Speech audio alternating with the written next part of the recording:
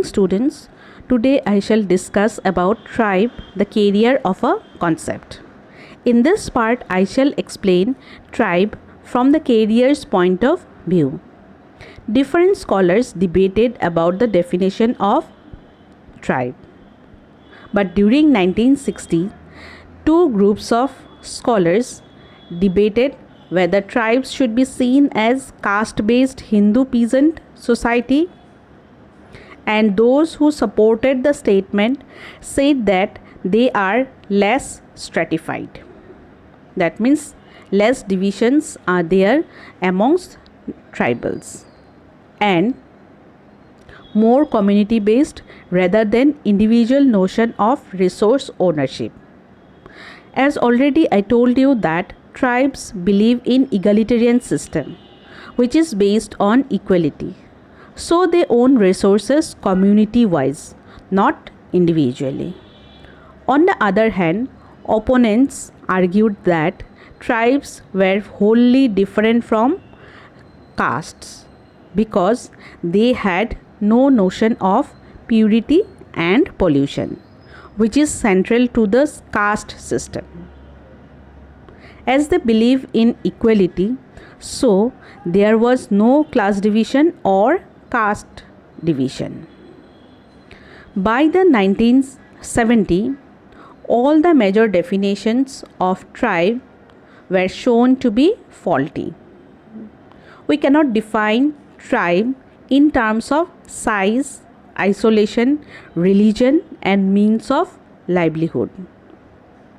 For example, normally we define tribals are small in size, but some Indian tribes like Santhal, Gond, Bhils are very large and spread over extensive territory. So from that point of view, we cannot say that tribes are small in size.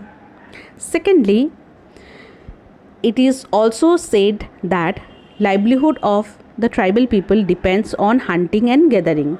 But this definition is also wrong because certain tribes like Munda, Hos and others have long since turned to settled agriculture.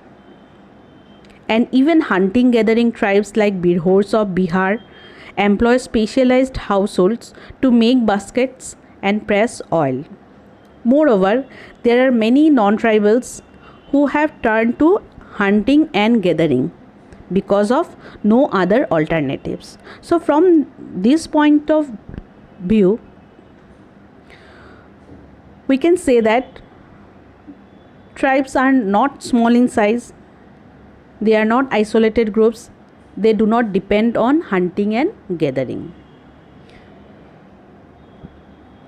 The caste tribe difference was explained on the mechanism through which they were absorbed into Hindu society. That means they were differentiated on the basis of the absorption. That means the way they mixed with the Hindu society. Firstly, they were absorbed through the process of Sanskritization, which means the tribals adopt the culture of Hindu people. So through that, they absorbed into Hindu society by adopting Hindu's culture and tradition. Secondly, through the process of acculturation, which means the process of cultural transmission initiated by contact between different groups of people. For example, if we go to the southern part of India, slowly we start adopting their culture, isn't it? So this transmission is known as acculturation, and through the process of acculturation too, the tribals absorbed into Hindu society.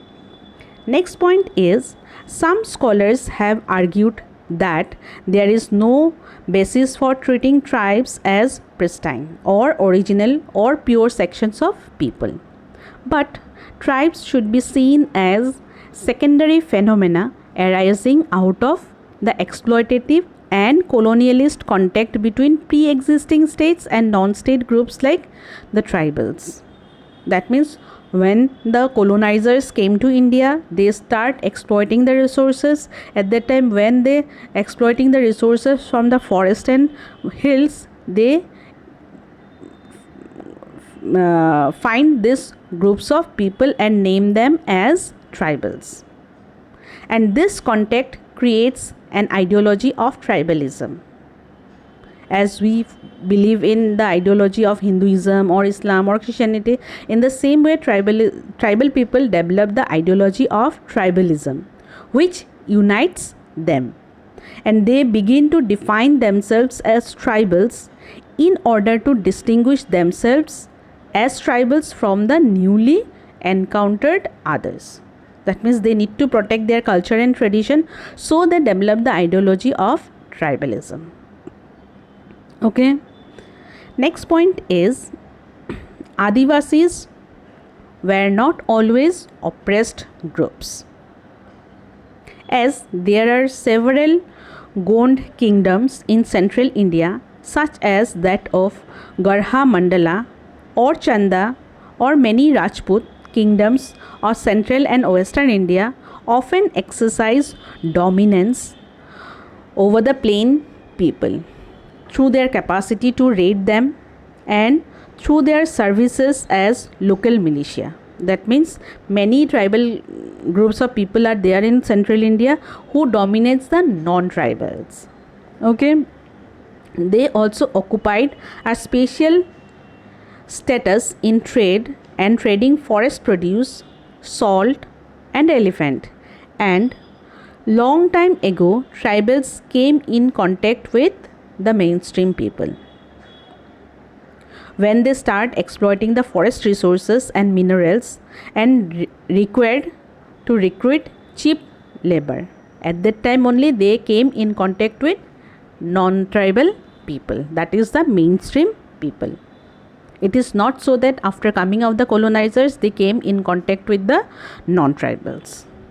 Okay, so this much for today. Thank you.